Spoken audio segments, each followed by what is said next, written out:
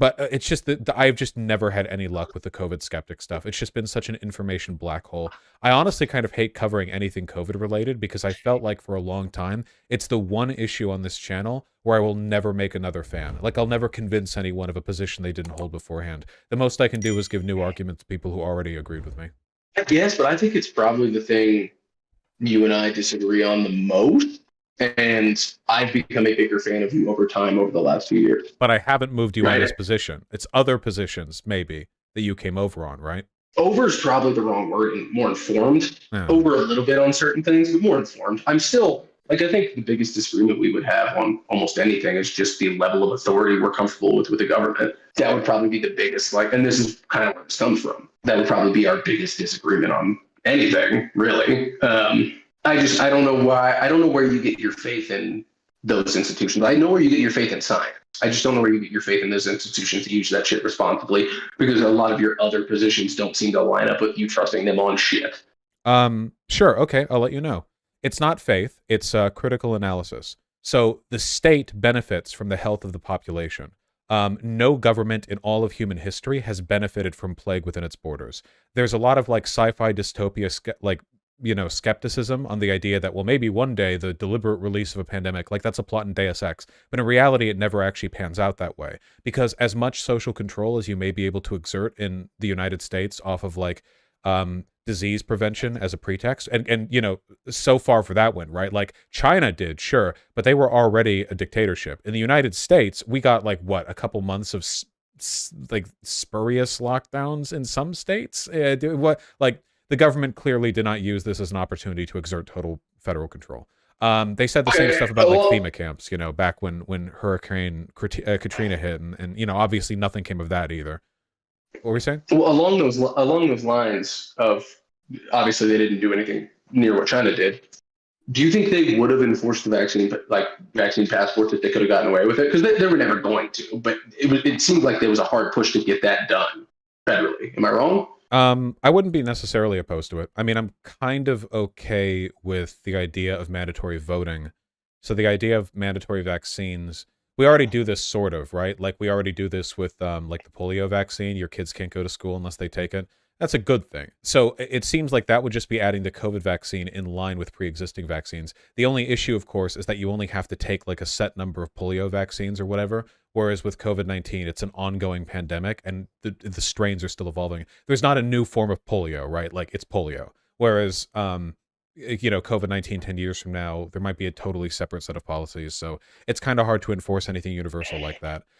There are risks of government overreach, but the thing is, like, all the overreach there is being done in the name of genuinely trying to curtail the virus, right? Okay, to be fair, not all of it, and that's kind of what I'm talking about. Some of the easiest to cherry pick, and I am saying cherry pick clips, are like them arresting a solo paddle boarder in California. That's insane. Or Gavin Newsom going to the French Laundry without a mask and it being outside your COVID policy.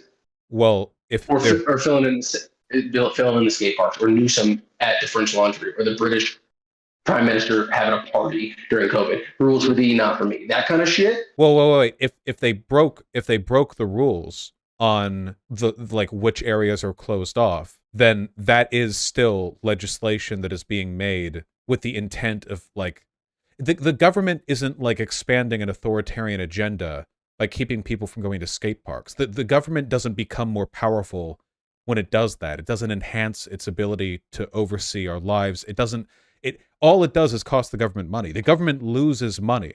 The more lockdown goes on, the less economic activity takes place. I don't think any government does this stuff like out of like haha, you know, like the more we control them, the stronger we get. In reality, it's the opposite. The Chinese government right now is the weakest it's been in decades, since Deng at least, because like there's so much instability with COVID and people fucking hated the zero COVID policy, and now people just get dumped on the streets and COVID is running rampant. Like there's, you know, even in a totalitarian country, like there's still no benefit to weaponizing a pandemic against your own population. It just doesn't work. It's bad business. Literally, like it shuts everything down. Do you think, let's say 3 years from now, in COVID's calmed down or the variants got it to a place where it's no longer super, whatever happens, right? It's just less dangerous in 3 years. Do you think the CCP is going to relinquish new surveillance measures they put in for it, new phone apps? Do you think they're going to relinquish any of that, or do you think they're going to keep it? Well, they'll take any chance they can get to up their surveillance. But one, they were doing that before COVID. Like that, right, but you don't think we would do the same here? I mean, we still have the Patriot Act, right? yeah, but that wasn't COVID. No, but what I'm saying is that was supposed to be a temporary measure to protect American citizens. Yeah, but right? I'm not defending the expansion of a surveillance state. I'm just talking about COVID lockdown stuff. If right, but would you have advocated for vaccine passports like the Cell app on your phone in New York during an ongoing pandemic? Yeah, I think I'm okay with that, because the end goal of that, the end status of that is just like you have to be vaccinated. All right, but how do you, now that's implemented, that's a policy the government can enforce. Do you think it's ever going away? Do you think they might expand it like they've expanded the Patriot Act? Okay, so do you actually trust the federal government to not do shitty things with that? The problem that I have with this is that this is ultimately like an argument against all forms of federal or state power, which I don't agree with. I think the state can do a lot of good, because state oppression is not the only oppression you're capable of experiencing. There's corporate oppression, sure, but there's also natural oppression. And natural oppression would be like an inability to access the basic stuff that you need to live. The availability of water and food freely is a freedom from natural tyranny. You know, like you can dump a person out in the middle of the woods with no clothing, no food, no water, free from the law, and they are free in a legalistic sense, but they will be dead soon. So they weren't free from other things. The government can protect us from natural inequality, natural oppression, one of which being pandemic.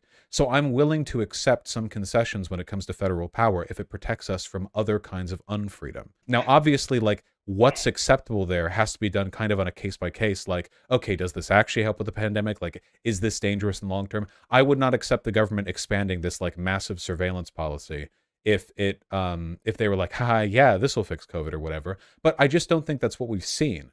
The federal government here in the United States is weak and impotent. It can't get anything done.